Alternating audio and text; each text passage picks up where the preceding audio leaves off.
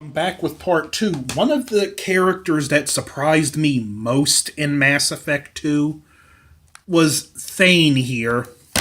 He's an assassin, and when you meet him, we see he has a lot more depth. He's not just a cold blooded killer. He prays after he does a job, and we find out he's got a disease where his blood can't convert oxygen and he doesn't have much time left to live, and he likes jumping on with Shepard because the suicide mission for him is a chance at true redemption. And again, he has a lot of subtle depth to him I wasn't expecting. He was a character I didn't think I was going to like when I first heard about him and found out caring about a lot. His loyalty mission is amazing because you basically have to stop his son from assassinating someone. He doesn't want his son to make the same mistakes he did. Garrus has another great loyalty mission where when he was Archangel, his squad was sold out by one of their own, and you have two choices when you get up to the guy that did it. You can step aside and let Garrus kill him, or you can stand in the way, block the shot, and talk to the guy, and at the same time, try and talk Garrus out of it. And if you take that option, Garrus actually thanks you. And it says a lot about the trust that's between those characters because Shepard's willing to bet his life that even though Garrus is so consumed by revenge right now, that his life is safe in Garrus's hands. The last thing Garrus would do is shoot through Shepard to get his revenge, and fortunately for him, that trust was well placed. And the other great loyalty mission is Tali, who gets accused of treason with her people, and if she's found guilty, she's exiled. Shepard, because she's a crew member of the Normandy, has to be her attorney in the trial, and they wind up having to go to the ship where her father is, and her father died.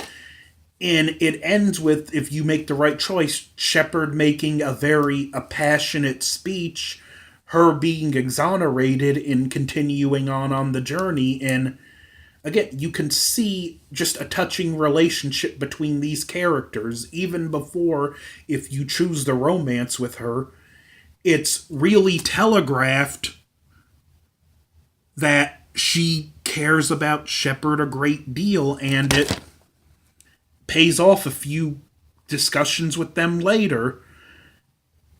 Now, Grunt had another fun side mission, and I'm going to stop talking about the loyalty missions after this. He was tank bred, and Grunt starts to develop this like blood rage, and it's because he's going through the point where he needs to become a man, and he has to undergo this ritual, and he chooses Shepard as his battle master. Fortunately, Rex is on the Krogan homeworld. He approves it and even takes Grunt into his clan, but Grunt chooses to continue the mission. Now, the final mission, the suicide mission. I've heard horror stories about this. Depending on your choices and how you do things, everyone can die. I fully upgraded the Normandy, and through the whole time I was in the suicide mission, my heart was pounding. There was a point where it really got to me. Garrus took a hit, but only in the armor. In the scene, it shows how close they become that Shepard doesn't even look. He immediately puts his hand there to see if there's a wound. I made most of the right choices except Morden died, which stinks because he gets a great redemption arc in the third game. I choose to nuke the Collector base because I don't want Cerberus and the Elusive Man to get their paws on it. Game 3, Reavers are everywhere, and it's a desperate race to unite the galaxy, build the plans for a Prothean superweapon to destroy the Reavers. And it is by far the darkest, which is where I strongly recommend, if you haven't played it, get the Citadel DLC because it is so fun and lighthearted. The whole thing plays like a comedy. By the time I was done with the Citadel, my stomach hurt from laughing.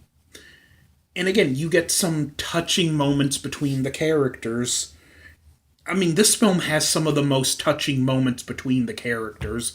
Like, there's a point where Garrus wants Shepard to meet him at the Citadel, and he's like, I'm gonna do something I always wanted. I'm gonna go to the highest point of the city, and they have a conversation where they talk about being best friends and have a shooting contest, and I choose to let Garrus win, and he's ecstatic. I'm Garrus Vakarian, and this is my favorite spot on the Citadel. There's also a really touching date between Shepard and Tali.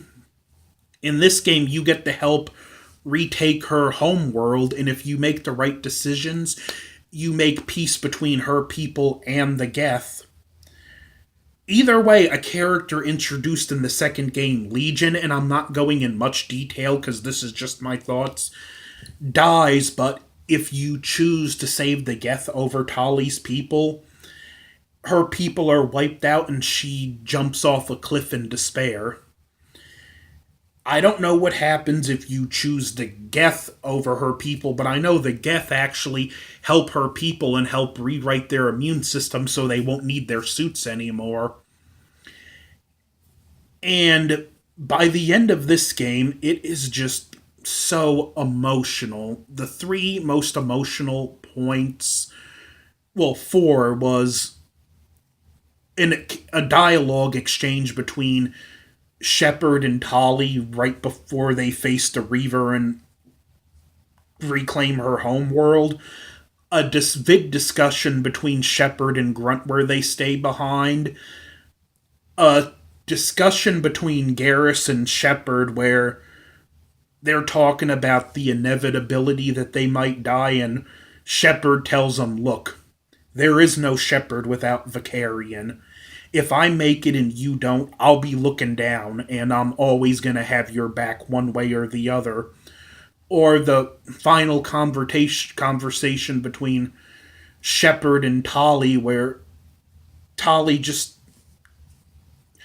she has to push Shepard to know he's okay because of the state his homeworld's in, and her only wish is that she had more time with him. Either way the ending goes, Shepard has to die, and there is a very bittersweet point to that.